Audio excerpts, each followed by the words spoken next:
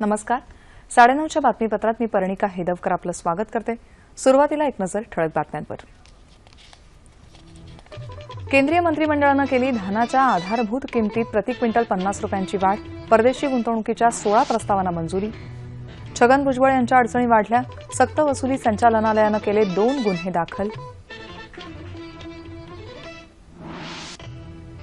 कोट्यवधी रुपयांच्या जमीन घोटाळ्याबाबत शंकरसिंग वाघेला यांच्या निवासस्थानासह 9 ठिकाणांवर सीबीआयच्या धाडी. टॅक्सी रिक्षा चालकांच्या संपामध्ये प्रवाशांचे अतोनात हाल.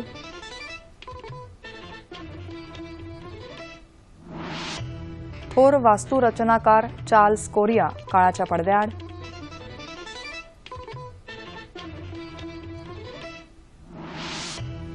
आणि मुंबई क्रिकेट संघटनेच्या अध्यक्षपदी शरद पवार यांची निवड. क्रिकेट फर्स्ट गटाचा त्रिफळा. आणि आता पाहूयात सविस्तर वृत्त. केंद्र सरकारनं आज जवाहरलाल नेहरू राष्ट्रीय सौर ऊर्जा मोहिमेअंतर्गत देशाच्या सौर ऊर्जा क्षमतेचं उद्दिष्ट 5 पटीनं वाढवलं. नव्या उद्दिष्टाप्रमाणे 2022 पर्यंत 1 लाख मेगावॅट सौर ऊर्जा निर्मितीचं सुधारित लक्ष्य असून त्यासाठी सुमारे 6 लाख कोटी रुपयांची गुंतवणूक लागणार आहे. पंतप्रधान नरेंद्र मोदी यांच्या अध्यक्षतेखाली झालेल्या केंद्रीय मंत्रिमंडळाच्या बैठकीत या उद्दिष्टाला मान्यता देण्यात आली. देशात शुद्ध आणि कायमस्वरूपी ऊर्जा निर्मितीसाठी हा निर्णय महत्त्वाचा असल्याचं दूरसंचार आणि माहिती तंत्रज्ञान मंत्री रविशंकर प्रसाद यांनी बैठकीनंतर वार्ताहरांना सांगितलं. थेट परदेशी गुंतवणुकीच्या 16 प्रस्तावांना आज केंद्रीय मंत्रिमंडळानं मंजुरी दिली. तब्बल 6,750 कोटी 86 लाख रुपयांचे हे प्रस्ताव आहेत. या व्यतिरिक्त 2022 पर्यंत सर्वांसाठी घरकुल योजनेलाही आज मंत्रिमंडळानं मान्यता दिली. धानाच्या किमान आधारभूत किमतीत 50 रुपये प्रति क्विंटल वाढ करायलाही केंद्रीय मंत्रिमंडळानं मंजुरी दिली आहे. राष्ट्रवादी काँग्रेसचे ज्येष्ठ नेते छगन भुजबळ आता आणखीनच अडचणीत सापडले आहेत. सक्तवसुली संचालनालयानं आज त्यांच्या विरोधात आर्थिक गैरव्यवहाराप्रकरणी 2 गुन्ह्यांबाबतचे माहिती अहवाल दाखल केले आहेत. यापैकी एक अहवाल नवी दिल्लीतल्या महाराष्ट्र सदन घोटाळा प्रकरणी तसंच कलिना जमीन वितरण प्रकरणासंबंधी आहे, तर दुसरा अहवाल नवी मुंबईतल्या हेक्स वर्ल्ड या गृहप्रकल्पाबाबत आहे. या प्रकल्पाच्या बांधकाम व्यावसायिकानं सदनिकांच्या एकूण किमतीच्या 10% रक्कम 2010 सालीच घेतली, पण प्रत्यक्षात बांधकाम सुरू केलं नाही. याचा फटका जवळपास 2300 नागरिकांना बसला आहे. या प्रकरणी काही लोकांनी न्यायालयात दाद मागितली होती. तसंच नवी मुंबई पोलिसांनी भुजबळ यांच्यावर गुन्हाही दाखल केला आहे. भुजबळ यांच्याबरोबरच त्यांचा मुलगा पंकज आणि पुतण्या समीर यांचीही नावं पोलिसांनी प्राथमिक माहिती अहवालात दाखल केली आहेत. त्यांच्यावर फसवणूक, गुन्हेगारी कट रचणं आणि विश्वासघात करणं असे आरोप ठेवण्यात आले आहेत. महाराष्ट्र सदन घोटाळा प्रकरणी आणि सरकारी भूखंड खासगी विकासकाला दिल्याबद्दल काल भुजबळ यांच्या सगळ्या निवासस्थानांवर आणि कार्यालयांवर लाचलुचपत प्रतिबंधक विभागानं छापे टाकल्यानंतर आज सक्तवसुली संचालनालयानंही धडक कारवाई केली. दरम्यान सरकारनं आणि पोलिसांनी आमची जरूर चौकशी करावी, पण आम्ही न केलेले गुन्हे आमच्यावर लादून त्यांची शहानिशा न करता आमची बदनामी करू नये असं छगन भुजबळ यांनी आज एका प्रसिद्धी पत्रकाद्वारे स्पष्ट केलं आहे. माजी केंद्रीय वस्त्रोद्योग मंत्री शंकरसिंग वाघेला यांच्या विरोधात केंद्रीय तपास पथकानं राष्ट्रीय वस्त्रोद्योग महामंडळाच्या 1,700 कोटी रुपयांच्या जमीन घोटाळ्यासंदर्भात आज प्राथमिक माहिती अहवाल दाखल केला. गुजरातमध्ये गांधीनगर इथल्या वाघेला यांच्या निवासस्थानासह इतर 9 ठिकाणी केंद्रीय तपास पथकानं धाडी घालून झडती सत्र चालू केलं आहे. परिवहन मंत्री दिवाकर रावते यांनी केलेल्या आवाहनानंतरही राज्यातल्या काही रिक्षा चालक मालक संघटनांनी आपल्या विविध मागण्यांसाठी आज राज्यभर संप पुकारला होता. रिक्षा चालक मालकांसाठी सामाजिक सुरक्षा तसंच कल्याणकारी योजना लागू कराव्यात, हकीम समितीच्या शिफारसी तात्काळ लागू कराव्यात अशा संघटनेच्या मागण्या आहेत. शिवसेनेची संघटना मात्र या संपात सहभागी झाली नव्हती. या संपामुळे प्रवाशांना अडचण भासू नये म्हणून शासनाच्या वतीनं पर्यायी व्यवस्था करण्यात आली होती. मुंबईत बेस्टच्या बसेस तर ग्रामीण भागात राज्य परिवहन मंडळाच्या अतिरिक्त बसेस सोडण्यात आल्या. रिक्षा बंदच्या पार्श्वभूमीवर सोलापुरातही महापालिका परिवहन विभाग आणि एसटी महामंडळाच्या वतीनं 100 जादा बसगाड्या सोडण्यात आल्या. तरीही रिक्षा बंदमुळे नागरिकांचे मोठ्या प्रमाणावर हाल झाले.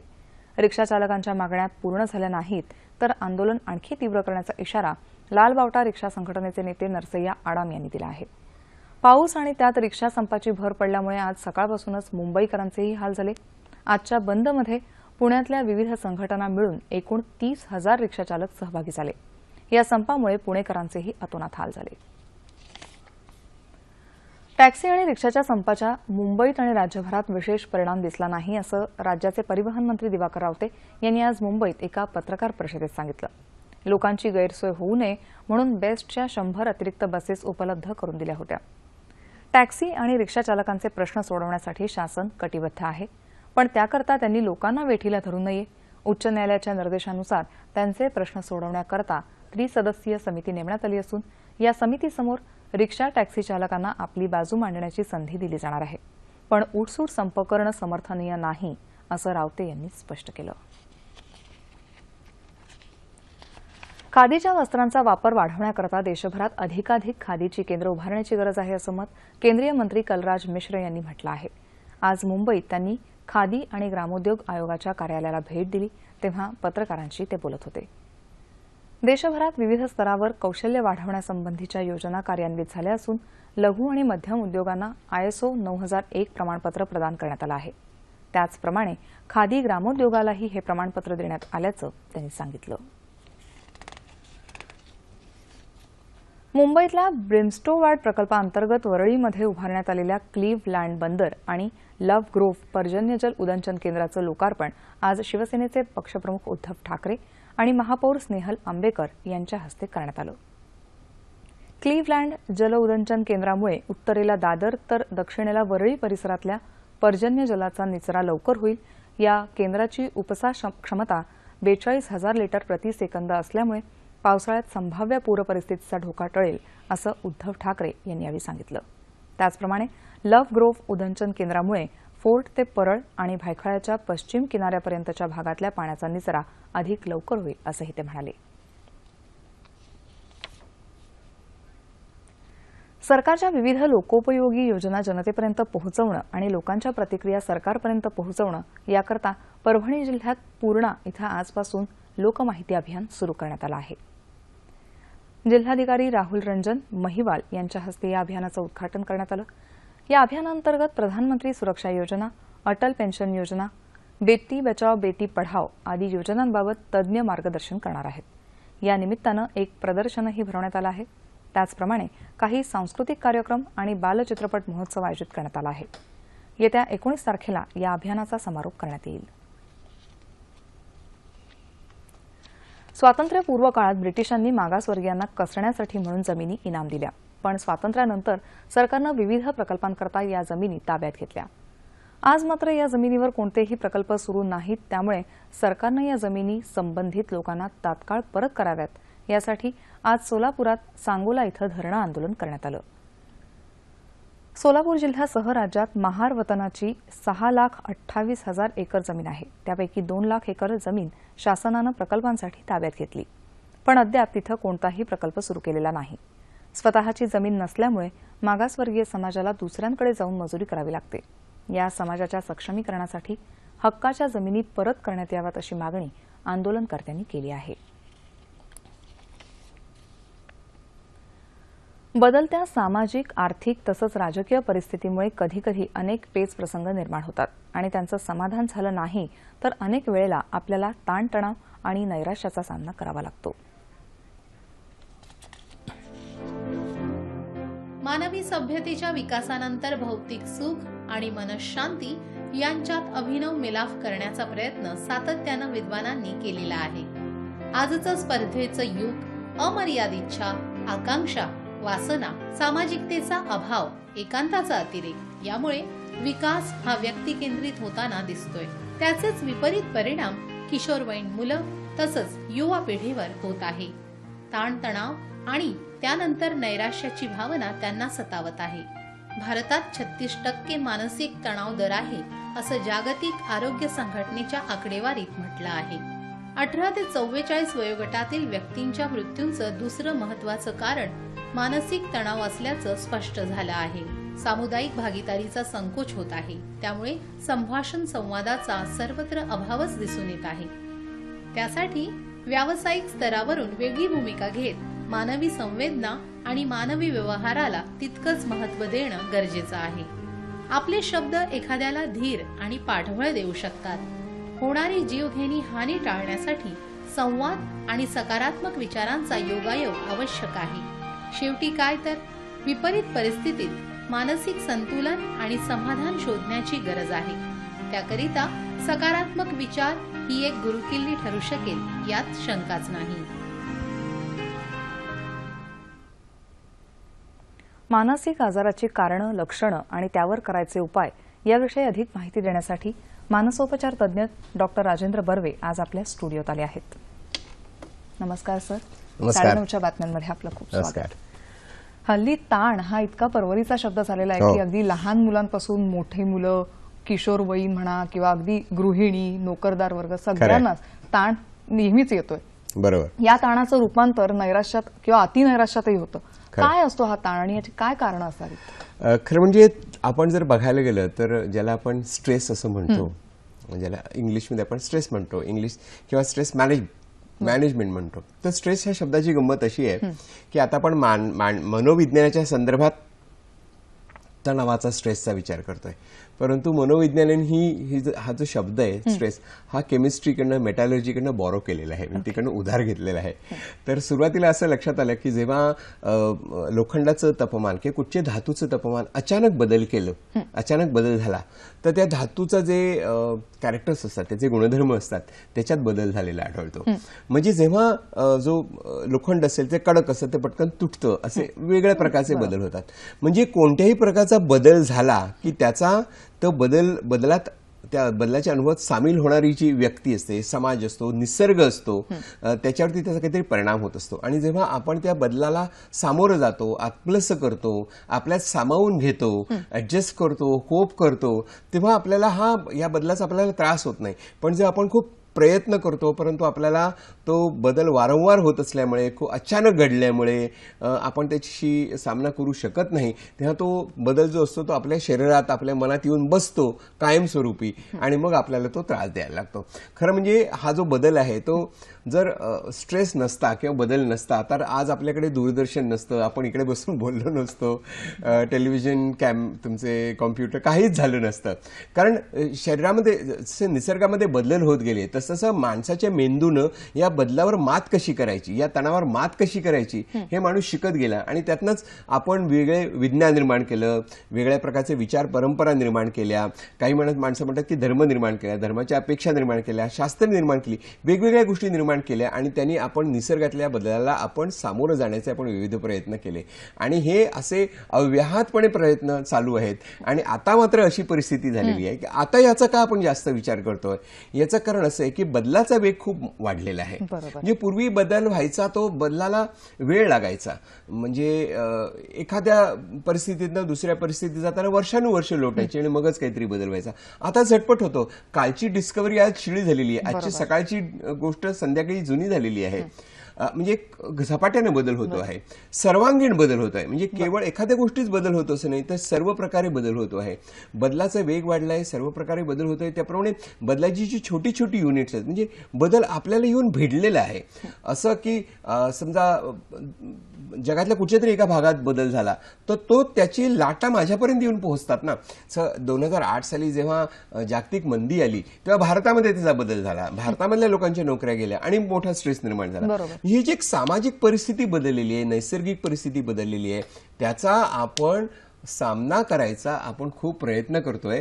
आणि त्याच्यामध्ये काही वेळेला आपण यशस्वी होतो आणि जेव्हा आपण अयशस्वी होतो तेव्हा त्या मानसिक तणावाचं रूपांतर आपल्या मानसिक त्रासात होतं किंवा शारीरिक विकारामध्ये होतं. बरं, पण आता ह्या ताणाला सामोरं कसं जायचं? म्हणजे आता लहान मुलांना, कोणी म्हटलं तर एका आपल्याही वयाच्या माणसांना कदाचित कधी कधी ते नाही झेपत आणि आपण खूपच डिप्रेस होतो. पण लहान मुलांना कसं काही समजावायचं? आता हे अगदी लहान मुलांपासून चालत आलं की आपण कदाचित माझं बालपण मला आठवलं तर मला असं वाटत नाही की काहीतरी ताण होता. मला खूपच मस्ती आणि मजा अशी होती. परंतु आजच्या मुलांना प्रत्येक गोष्टीमध्ये परीक्षा आहे, स्पर्धा आहे, त्या स्पर्धेतनं परत काय 2-3च मुलं यशस्वी होतात, बाकी सगळ्यांचा नंबर चांगला असून सुद्धा त्यांना पाहिजे तितकी क्रेडिट मिळत नाही. अशी एक परिस्थिती आपण निर्माण केलेली आहे की अपेक्षा आपल्या पालकांच्या खूप वाढलेल्या आहेत. केवळ पालकांच्याच वाढल्यात असं नाही, मुलांच्या पण अपेक्षा वाढल्यात. मुलं पण मोठी स्वप्न बघायला लागलीत आणि ती खूपच छान आहे, परंतु त्या स्वप्न पूर्ण करायला पालकांचा सपोर्ट आणि मुलांचं त्यांचा अभ्यास किंवा सगळ्या गोष्टी मिळून आल्या तरच या गोष्टी शक्य होतात. दुसरं असं आहे की मुलांना हे स्ट्रेस फेस करायला लागतात, कारण अचानक काहीतरी गोष्टी घडतात. आपल्याला माहिती आहे की जे आता आपण एक पिढी अशी आहे की पिढी ऑफ अबंडन्स आपण म्हणतो, की पुष्कळ आहे पालकांकडे मुलांना देण्यासाठी. समाजाकडे खूप आहे, टीव्ही चॅनल्स आहेत, खेळाची आहेत, पुस्तकं आहेत, इंटरनेट आहे, गुगल आहे, कितीतरी गोष्टी आहेत आणि सगळ्या गोष्टी चटकन होतात. पण या सगळ्याचा सुद्धा एक विपरीत परिणाम होतोच. पण असं आहे की आपण मुलांना सगळ्यात महत्वाची गोष्ट मला असं वाटतं की आजच्या या तरुण पिढीमध्ये, लहान वयाच्या पिढीमध्ये एक लक्षात येतं की नकार पसवायची तयारी नाहीये. म्हणजे मला जे सामना करावा लागतोय तो कदाचित त्याच्यात मी अयशस्वी होईन ही गोष्ट मला सहनच होत नाही, किंवा आई वडील मला काहीतरी बोलले किंवा काहीतरी मला पाहिजे तितके मार्क मिळाले नाही किंवा माझा रिझल्ट माझ्या मनाप्रमाणे लागणार नाही. म्हणजे माझ्यामध्ये एखाद्या गोष्टीचं वैफल्य सहन करण्याची जी माझी ताकद असायला पाहिजे, जी आपण व्हॅल्यूतनं, मूल्यातनं निर्माण करतो, संस्कारांनी निर्माण करतो, तशी करायला पालकांना वेळ नाही, मुलांना ते घ्यायला वेळ नाही. आणि त्यामुळे मुलामध्ये आपल्याला अशा प्रकारचं नैराश्य, फ्रस्ट्रेशन दिसतं. आणि अगदी आत्ताच मी एका तरुण मुलाशी बोलत होतो, या लक्षात आलं की आई वडील काहीतरी म्हटले, मला आता सहन होत नाही, मी काहीतरी ड्रग्ज घेतो, मी काहीतरी करतो. म्हणजे मला त्यातनं बाहेर पडण्याकरता मी योग्य मार्ग शोधत नाही, मी तणावाचा बळी होतो. ही अशी तणावाचा बळी लहान मुलापासून अगदी वृद्ध माणसांपर्यंत, तरुण, आज तुम्ही मला सांगा कोणाला तणाव नाहीये. एक्झॅक्टली. पण मग त्याच्यातून त्यांनी कसं बाहेर, म्हणजे काहीतरी दोन सांगतो. महत्वाची गोष्ट अशी आहे की अगदी बारीक सारी गोष्टीत आपल्याला तणाव, आज आता संप होता, अमुक होता, तमुक होता. तर मला असं वाटतं की सगळ्यात महत्वाची गोष्ट म्हणजे आपल्या मनाची स्थिरता कायम ठेवणं गरजेचं आहे. की असं आहे की आपल्या शरीरामध्ये आपल्या तणावामुळे आपल्या शरीरात बदल होतात आणि ह्या बदलाची आपल्याला पटकन सिग्नल मिळतो की एखादी गोष्ट घडणार. उदाहरणार्थ आपल्याला स्ट्रेसमुळे राग येणार असला तर राग येण्यापूर्वी आपल्याला थोडंसं जाणवतं की आपल्याला आता राग येतोय, तेव्हा तो एक येलो सिग्नल असतो, तो एक सिग्नल आपल्याला बॉडी देत असते. त्यावेळेला जर आपण पटकन ऍक्शन घेतली तर ते तणावाचं एका मोठ्या स्फोटामध्ये रूपांतर होत नाही आणि त्याचा आपल्याला त्रास होत नाही. एक काळ असा होता की जेव्हा मानसिक चिंतेचे रोग, मानसिक चिंता हा मोठा रोग होता. त्याच्यानंतर आपण बघितलं हार्ट हा मोठा एक प्रॉब्लेम होता की हार्ट अटॅक्स यायचे, आता बायपास सर्जरी, अमुक आहे तमुक आहे. आणि पुढच्या जनरेशनमध्ये आता पुढच्या काही वर्षामध्ये जास्तीत जास्त मंडळींना मानसिक तणावाला सामोरं जाणार आहे आणि जास्तीत जास्त माणसं सायकोसोमॅटिक, म्हणजे शरीर आणि मन यांच्या संयोगाने जे विकार निर्माण होतात त्याचे बळी आजचे समाज होतो आहे असं मला वाटतं. हे तुम्ही आत्ताच म्हणाला की शरीरावर पण त्याचा परिणाम होतो. कसं आहे की काही एखादा आजार असेल तर तो दिसून तरी येतो, पण हा जो ताण असतो तो थेट त्याचा संबंध मनाशी असतो. पण नुसताच मनावरशीच तो तेवढा लिमिटेड न राहता त्याचा शरीरावरही दुष्परिणाम होतात. आम्ही असं म्हणतो की मन म्हणजे माणसाचा मेंदू आणि माणसाचं शरीर, या दोन गोष्टी वेगळ्या नाहीच आहेत. फक्त सगळी विद्यापीठं एक MD ची डिग्री सायकॅट्रिकची, एक मेडिसिनची असं करत असतं. निसर्गामध्ये मन आणि मेंदू आणि मन आणि शरीर हे एकाच नाळीच्या दोन बाजू आहेत, त्यामुळे इतका आम्ही काही फरक करत नाही. त्यामुळे अशा प्रकारचे ज्याला डायबिटीस आपल्याला खूप लोकांना, ब्लड प्रेशर दिसतं, हार्टचे प्रॉब्लेम्स, आर्थरायटिस दिसतो, हे सगळं कशामुळे तर मानसिक तणावामुळे आपण या गोष्टीशी फेस करू शकत नाही. पण कसं, हे काय साधारण लक्षणं असतील किंवा म्हणजे अशा माणसांशी कशा प्रकारे घरातल्या माणसांची कौटुंबिक पातळीवर जर बघायला गेलं तर कसं काय डील करायचं? पहिली गोष्ट म्हणजे आपण स्वतःचं अप्रेझल केलं पाहिजे की मी आता कुठच्या लेव्हलवरती आहे आणि मला आता ताणाचा त्रास कसा होतोय. मला अगदी छोट्या छोट्या गोष्टींनी चिडचिड होते, मला चांगली झोप लागत नाही, मी अस्वस्थ आहे, मला भूक लागत नाही, माझं कॉन्सन्ट्रेशन चांगलं होत नाहीये, माझी मेमरी नीट काम करत नाहीये, छोट्या छोट्या गोष्टीवरनं माझी भांडणं होत आहेत किंवा पटकन मी कोणाला तरी टाकून बोलतो आणि मग मला त्याच्याविषयी रिग्रेट वाटायला लागतो. अशी जर वारंवार घटना आपल्या आयुष्यात घडत असतील, तुमच्या माझ्या आयुष्यात घडत असतील, तर नक्की समजावं की आपल्याला काहीतरी मानसिक ताण आहे आणि आपण त्याची काहीतरी व्यवस्थापन केलं पाहिजे.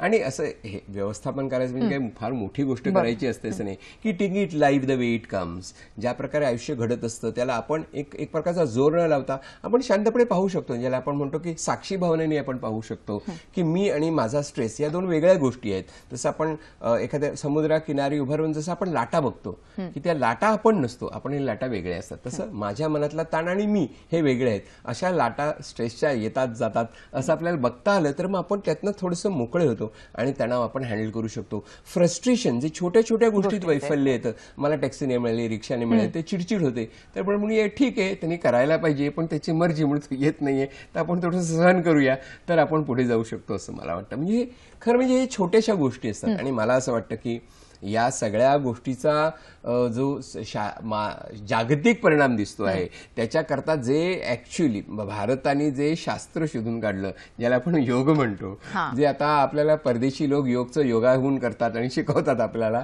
त्याच्यावरती खूप प्रचंड रिसर्च झालेला आहे, प्रचंड संशोधन झालेलं आहे आणि त्याच्या मदतीने आपण मानसिक तणावावरती अतिशय चांगल्या प्रकारे मात करू शकतो, हँडल करू शकतो. आपल्या शरीराचे जे प्रतिसाद असतात, हृदयाचे ठोके वाढणं, ब्लड प्रेशर वाढणं, डायबिटीस होणं, आर्थरायटिस, या बऱ्याचशा तक्रारीवरती आपण योगाच्या मदतीने, शवासनाच्या मदतीने, विपश्यनेच्या मदतीने आपण योग्य प्रकारे मात करू शकतो आणि एक अतिशय शांत, प्रसन्न, आनंदी आणि तरीही उत्साही. म्हणजे लोकांना असं वाटतं की स्ट्रेस नसेल तर काय मजा आहे, तर स्ट्रेस असणारच ना, तो तुम्ही हँडल केला तर मला आनंद पण मिळतो, सहजता येते आणि खूप उत्साह जाणवतो आपल्याला.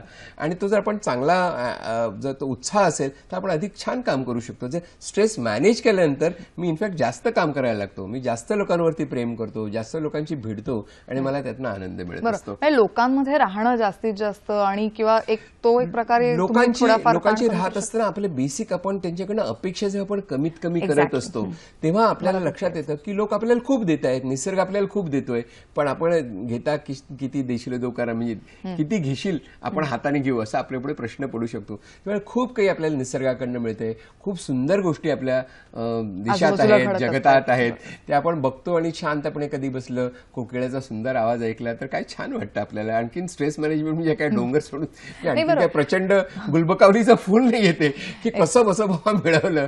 सहजपणा जगातला, जीवनातला हाच खरा आहे त्यातला, असं मला वाटतं. पण एखादा माणूस जर हे करायला त्याची तेवढी मानसिक क्षमता नसेलच तर ते आपण ओळखून त्याला मग समुपदेशन किंवा वैद्यकीय सल्ला वगैरे घेण्याचा आता याला काय आहे की हे सगळं आपण सांगतोय, पण खूप लोक म्हणतात हो तुम्ही सांगता सगळं पटतं, पण करायचं कसं. तर त्याला कोणतीही गोष्ट आपल्याला जेव्हा एखादी समजलेली असेल तेव्हा ती प्रत्यक्ष कृतीत आणतो, म्हणजे कळतं ते वळतं कसं वळवायचं याच्याकरता थोडे प्रयत्न करावे लागतात. असे आपल्याला एकदा समजून सायकल चालवता येत नाही, एकदा करून पोळ्या लाटता येत नाहीत, स्विमिंग करता येत नाही, लिहिता येत नाही, कॉम्प्युटरवरती चालवता येत नाही. तसंच आपल्याला स्ट्रेस मॅनेज कसं करायचं हेचं प्रशिक्षण घ्यावं लागतं आणि प्रशिक्षण घेतलं ती आपल्याला ती सवय लागते आणि सवयीचं पटकन कौशल्य होतं आणि मग आपण खूप आनंदाने जगू शकतो असं मला वाटतं. म्हणजे याच्यावर आपण स्वतःहून प्रयत्न केले तर आपण याच्यातून बाहेर आणि लोकांना सपोर्ट करू शकतो. बरोबरच्या माणसांना आपण एक धीराचा शब्द देऊ शकतो, प्रेम देऊ शकतो, सपोर्ट देऊ शकतो. त्यामुळे खूप आनंदमय जीवन होऊ शकतं. आपला आनंद आपणच शोधला पाहिजे आणि दुसऱ्यांकडून जितक्या कमी अपेक्षा ठेवू तितका आपल्याला बरं आहे. गुरुकिल्ली आहे ती. Yes, thank you very much doctor, तुम्ही इथे आलात आणि आम्हाला एक चांगला सल्ला दिलात. Thank you so much. थँक्यू. वळूयात पुढल्या बातम्यांकडे. शेतीचं उत्पादन वाढवण्याच्या दृष्टीनं माती परीक्षण करणं केव्हाही फायदेशीरच. अकोल्यात हा प्रयोग राबवण्यात आला असून तो यशस्वी होण्याच्या वाटेवर आहे. चांगलं रुजवलं तर चांगलंच पिकतं हे खरं, पण रुजवलेलं बहरण्यासाठी कोणत्याही गोष्टीचा पाया भक्कम असणं तितकंच गरजेचं. हे जाणून अकोलावासियांनी माती परीक्षण करण्याचा निर्णय घेतला. मातीचं आरोग्य तपासण्यासाठी अकोल्यात माती परीक्षण प्रक्रियेला गती आली असून गेल्या 1.5 महिन्यात 700च्या वर ठिकाणी माती परीक्षण करण्यात आलंय. ही आकडेवारी गेल्या 2 वर्षातला उच्चांक असल्याचं म्हटलं जातंय. अकोला जिल्हा मृदा तपासणी प्रयोगशाळा मातीचे हे परीक्षण करत असून मातीतील नत्र, स्फुरद, पालाश यांची टक्केवारी काढून जमिनीचा पोत ओळखून बळीराजानं नियोजन कसं करावं याबाबतचं मार्गदर्शन अकोला जिल्हा मृदा तपासणी प्रयोगशाळा करणार आहे. पेरणीपूर्वी माती परीक्षणाचा अहवाल शेतकऱ्यांच्या हाती देण्याचा या प्रयोगशाळेचा प्रयत्न आहे. माती परीक्षण हे आम्हाला म्हणजे जमिनीची पोत वाढवण्यासाठी बा काय कसं काय यावर्षी काय पेरलं आणि पुढच्या वर्षी काय पेरावं यासाठी ते माती परीक्षण आम्ही करून घेतो. मेहनत, वरुण राजाची मिळणारी साथ आणि जिल्हा मृदा तपासणी प्रयोगशाळेचं लाभलेलं मार्गदर्शन यांच्या बळावर बळीराजाचं शिवार फुलणार हे मात्र निश्चित. मुंबई दूरदर्शन आणि गोदरेज एक्सपर्ट रिच क्रीमच्या वतीनं दिल्या जाणाऱ्या सह्याद्री सिने पुरस्कारांसाठीची आज मुंबईतल्या दूरदर्शन केंद्रात नामांकनं जाहीर झाली. मुंबई दूरदर्शनचे अतिरिक्त महासंचालक मुकेश शर्मा, मुंबई दूरदर्शनचे ब्रँड अँबॅसेडर विक्रम गोखले आणि निवड समितीचे सदस्य यावेळी उपस्थित होते. गेल्या वर्षी मराठी सिनेजगतात 66 चित्रपटांची निर्मिती झाली. त्यातील 29 चित्रपट पारितोषिकांच्या स्पर्धेत असून निष्पक्षपातीपणे विजेत्यांची निवड करण्यात आल्याचं मुकेश शर्मा यावेळी म्हणाले. सर्वोत्तम कथा, सर्वोत्कृष्ट पटकथा, सर्वोत्कृष्ट चित्रपट, अभिनेता अभिनेत्री, सर्वोत्कृष्ट दिग्दर्शक यासह 23 विभागांमध्ये पुरस्कार दिले जाणार आहेत. येत्या 30 जूनला मुंबईतल्या रवींद्र नाट्य मंदिरात पुरस्कारांचं वितरण होणार असून 12 जुलैला सह्याद्री वाहिनीवर प्रसारण होणार आहे. एक आदर्श सुधारणावादी, बुद्धिवादी, तत्वज्ञ, समाज सुधारक, थोर विचारवंत, विद्वान, प्राध्यापक असं चतुरस्त्र व्यक्तिमत्व लाभलेल्या गोपाळ गणेश आगरकर यांची आज 120वी पुण्यतिथी. समता, बुद्धिवाद यांचा आग्रह धरणारे एक द्रष्टे समाज सुधारक असलेले आगरकर यांनी शिक्षणाच्या प्रसारासाठी new English school, Deccan education society तसंच फर्ग्युसन महाविद्यालयाची स्थापना केली. समाज सुधारणेसाठी वेळप्रसंगी त्यांना तत्कालीन कर्मठ समाजाचा विरोधही पत्करावा लागला होता. अशा या थोर विचारवंताला विनम्र अभिवादन. राजमाता जिजाऊ यांची आज पुण्यतिथी. छत्रपती शिवाजी महाराज यांना घडवण्यात जिजाऊ माता यांचा फार मोठा मोलाचा वाटा आहे. बुलडाणा जिल्ह्यातल्या राजे सिंदखेड वतनाचे मनसबदार लखुजी जाधव आणि म्हाळसा राणी यांच्या छत्राखाली वाढलेल्या जिजाऊ माता यांना प्राथमिक शिक्षण, युद्ध शिक्षण, राजनीती आणि विविध भाषा यांचं बाळकडू मिळालं आणि हेच बाळकडू त्यांनी शिवाजी महाराजांनाही दिलं, ज्याद्वारे शिवाजी महाराजांनी इतिहास घडवला. अशा या थोर राजमातेचं 17 जून इसवी सन 1674 मध्ये निधन झालं. भारताला आधुनिक स्थापत्यशास्त्राची ओळख करून देणारे प्रसिद्ध वास्तुरचनाकार चार्ल्स कोरिया यांचं काल रात्री मुंबईत प्रदीर्घ आजारानं निधन झालं. ते 84 वर्षांचे होते. भारत स्वतंत्र झाल्यानंतर देशात महत्त्वाच्या वास्तू उभारण्यात कोरिया यांचं मोलाचं योगदान आहे. अहमदाबादचं महात्मा गांधी स्मारक तसंच मध्य प्रदेश विधान भवनाची इमारत या कोरिया यांच्या वास्तुशास्त्राचे उत्तम नमुने आहेत. नवी मुंबई शहर उभारणीच्या वेळी त्यांनी मुख्य वास्तुरचनाकार म्हणून काम पाहिलं. शहरीकरणासाठी नेमण्यात आलेल्या राष्ट्रीय आयोगाचे ते पहिले अध्यक्ष होते. परवडणाऱ्या घरांसाठीची पहिली योजना चार्ल्स यांनीच मांडली. शहरांच्या नियोजनात त्यांचा हातखंडा होता.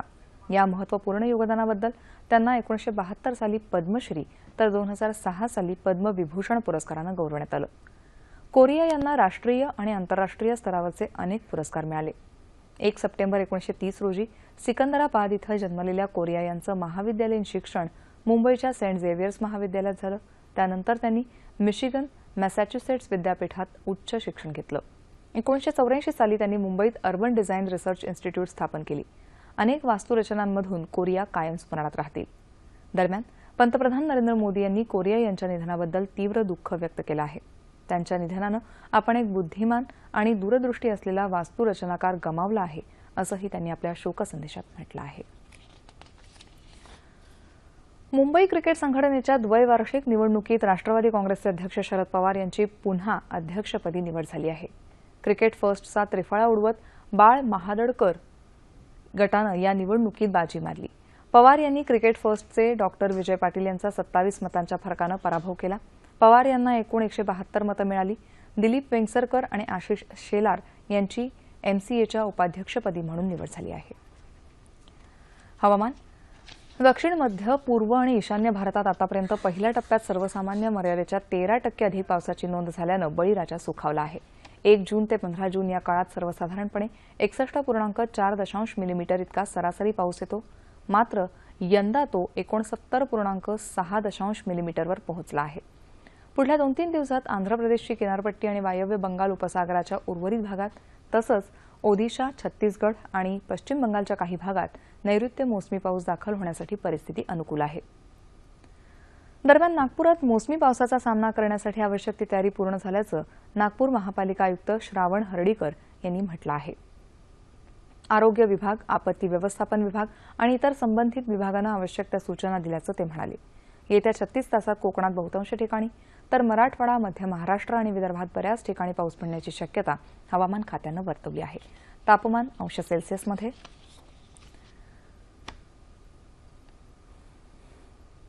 मुंबई कमाल पुणे 31-22, औरंगाबाद 33-23, नाशिक 31-23, कोल्हापूर 29-21, रत्नागिरी 30-23, सोलापूर 33-23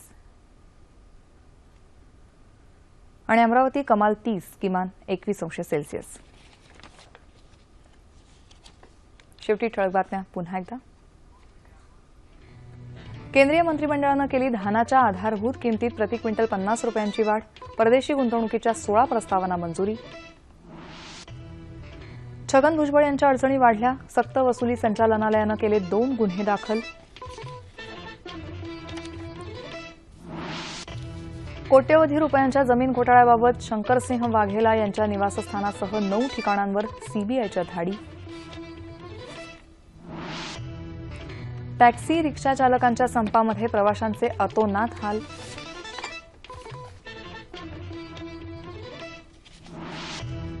थोर वास्तुरचनाकार चार्ल्स कोरिया काळाच्या पडद्याआड.